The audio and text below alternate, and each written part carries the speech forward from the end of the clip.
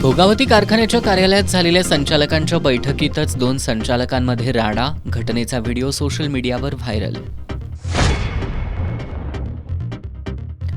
काँग्रेस आणि मित्रपक्षांच्या जिल्हा परिषद आणि पंचायत समितीच्या नवनिर्वाचित सदस्यांचा काँग्रेस कमिटी कार्यालयात करण्यात आला भव्य सत्कार.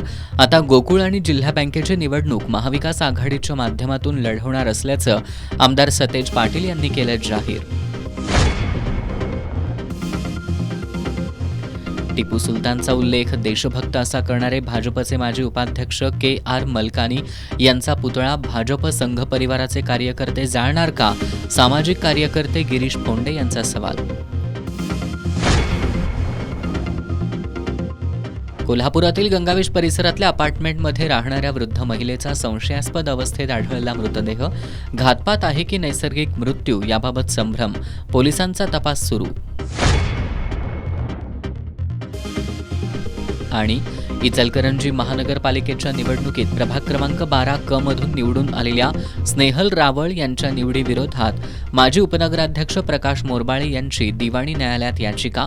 रावळ यांनी सादर केलेल्या प्रतिज्ञापत्रात मालमत्तेबाबत अपुरी आणि दिशाभूल करणारी माहिती दिल्याचा आरोप.